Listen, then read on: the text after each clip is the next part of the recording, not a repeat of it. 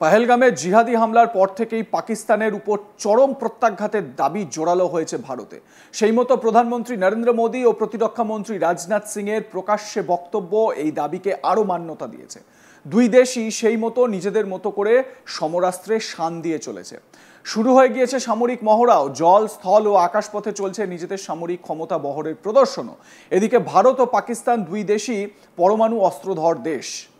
তাই যদি এই পরিস্থিতিতে প্রত্যাঘাতের সময় দুটি দেশ যদি পরমাণু অস্ত্রের ব্যবহার করে তাহলে কি হবে তা ভেবেই অনেকে শিউরে উঠছেন। পরিস্থিতির কথা বিবেচনা করে ইতিমধ্যেই আমেরিকা, রাশিয়া, ইউরোপীয় ইউনিয়নের মতো দেশগুলি আলোচনার মাধ্যমেই ভারত ও পাকিস্তানকে সমস্যার সমাধানের পরামর্শ দিয়েছে। রাষ্ট্রসংঘও জিহাদি হানার নিন্দা করে ভারতকে সংযত উপায়ে সমাধান খুঁজে বের করার পরামর্শ দিয়েছে। এই পরিস্থিতিতে একটি গোপন রিপোর্ট সামনে এসেছে যা ভারতের পক্ষে স্বস্তির হলেও পাকিস্তানের পক্ষে যথেষ্ট উদ্বেগের। জানা গিয়েছে যুদ্ধ শুরু হলে পাকিস্তানের হাতে যুদ্ধ চালানোর মতো মাত্র 4 দিনের সামরিক সরঞ্জাম মজুত রয়েছে। আর তাই ইউক্রেনের সঙ্গে সম্প্রতি অস্ত্র সংক্রান্ত একটি চুক্তি করেছে পাকিস্তান। সেখানে পাকিস্তানের হাতে থাকা অস্ত্র ও সামরিক সরঞ্জামের মজুত কত রয়েছে সেই বিষয়টি উঠে এসেছে। সেখান থেকে এই তথ্য সামনে এসেছে। যদিও পরিসংখ্যান বলছে ভারত ও পাকিস্তান দুই দেশের হাতেই কম বেশি প্রায় সমসংখ্যার পরমাণু অস্ত্র রয়েছে। ভারতের হাতে রয়েছে 180টি আর পাকিস্তানের হাতে রয়েছে 170-এর মতো পরমাণু অস্ত্র। যদিও পাকিস্তানের তুলনায় ভারতের হাতে যে পরমাণু অস্ত্রগুলি রয়েছে সেগুলি অনেক বেশি শক্তিধর বলে জানা গিয়েছে। কারণ পাকিস্তানের হাতে শুধুমাত্র অ্যাটম বোমা থাকলেও ভারতের হাতে রয়েছে আরও শক্তিশালী হাইড্রোজেন বোমা। প্রসঙ্গত এই হাইড্রোজেন বোমা কিন্তু অন্য পরমাণু অস্ত্রের তুলনায় 1000 গুণ বেশি শক্তিশালী।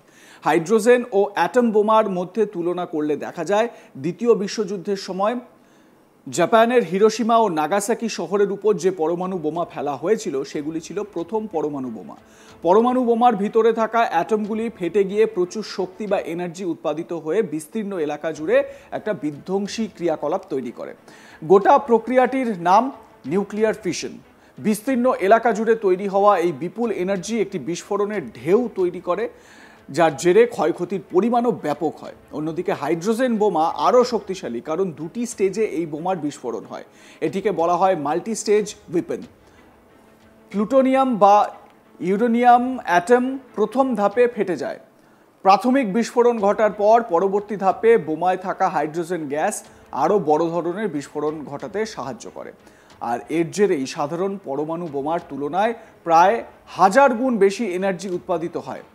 এর জেরে ধ্বংসের ব্যাপকতাও আরও বেশি হয়। ওয়াশিংটন পোস্টের একটি রিপোর্ট অনুযায়ী বিশ্বে মাত্র 6টি দেশের হাতে এই থার্মোনিউক্লিয়ার হাইড্রোজেন বোমা রয়েছে, যার মধ্যে রয়েছে ভারতও। ভারত ছাড়াও আমেরিকা, চীন, রাশিয়া, ফ্রান্স, ইউনাইটেড কিংডমের কাছে এই শক্তিশালী পরমাণু বোমা রয়েছে। ভারত 1998 সালে 5টি পরমাণু বোমা পরীক্ষামূলকভাবে বিস্ফোরণ ঘটিয়েছিল। এর মধ্যে একটি ছিল হাইড্রোজেন বোমা। বিশেষজ্ঞদের মতে পাকিস্তানের হাতে কোনো হাইড্রোজেন বোমাই নেই। বর্তমানে আমেরিকার হাতে রয়েছে 15 মেগাটনের ক্যাসেল ব্র্যাভো নামের একটি হাইড্রোজেন বোমা, যা আমেরিকা ইতিমধ্যেই পরীক্ষামূলকভাবে ব্যবহার করেছে, যার ক্ষমতা 1945 সালে হিরোশিমা ও নাগাসাকির উপর ফেলা পরমাণু বোমার চেয়ে 1000 গুণ বেশি শক্তিশালী। আর সবথেকে শক্তিশালী হাইড্রোজেন বোমা রয়েছে রাশিয়ার হাতে, যার ক্ষমতা 50 মেগাটন।